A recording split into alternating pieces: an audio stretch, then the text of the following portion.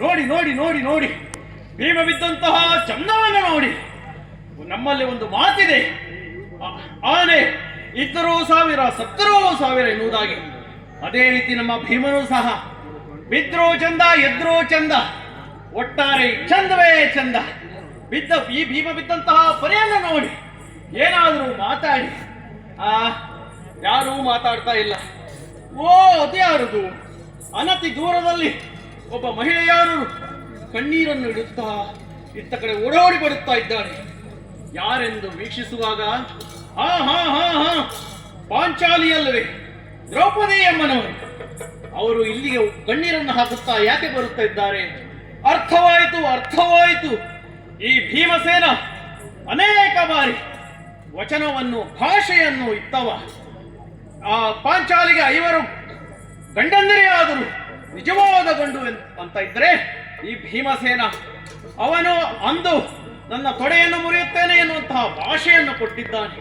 ಇಂದು ಭಾಷೆಯನ್ನು ತೀರಿಸಿಕೊಳ್ಳಕ್ಕಾಗದೆ ನನ್ನ ಗದಾಪ್ರಹಾರದಿಂದ ಧರೆಗುರುಳಿ ಬೀಳ್ತಿದ್ದಾನೆ. ಈ ಪರಿಸ್ಥಿತಿಯಲ್ಲಿ ಮುಂದೇನು ಮಾಡುವುದು? ಇನ್ನು ಬಾಳುವರೆಂತು ಎಂದು ಕಂಬನಿಯನ್ನು ಇಕ್ಕುತ್ತಾ ಇದ್ದಾಳೆ. ಹೋಗಲಿ ಬಿಡಿ, ಅವಳು ಹಾಳಾಗಿ ಹೋಗಲಿ, ನಮಗೇನು?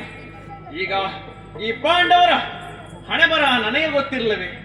ಈ ಪಾಂಡವರೆಲ್ಲರೂ ಒಂದಾದರೆ ಹತ್ತಾಗಿ ವಿಜೃಂಭಿಸುವುದಕ್ಕೆ ಕಾರಣ ಆ ಒಂದಿನ ಮುಂದಿರುವಂತಹ 0. ಅದು ಮತ್ಯಾರಲ್ಲ, ಕಪಟ ನಾಟಕ ಆ ರಂಗ ಕೃಷ್ಣ. ಅವನನ್ನೇ ಸ್ವಲ್ಪ ಕೆಣಕಿಸುತ್ತೇನೆ.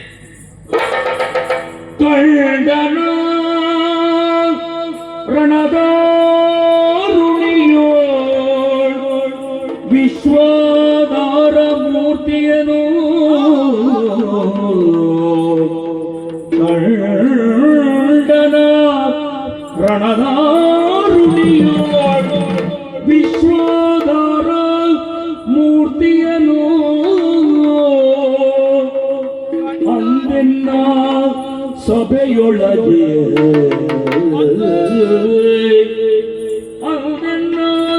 ಸಭೆಯೊಳಗೆ ಅರ್ಧರಾಜ್ಯವ ಬೇಡಿದ ಮಹಾಮಹಿಮಾ. ಅಂದೆನ್ನ ಸಭೆಯೊಳಗೆ ಅರ್ಧರಾಜ್ಯವ ಬೇಡಿದ ಮಹಾಮಹಿಮಾ. ಪಾಂಚಾಲಿಗೆ ಅಕ್ಷಯಾಂಬರಗಿತ್ತ ಮಹಾಮಹಿಮ ನಿವಾನು.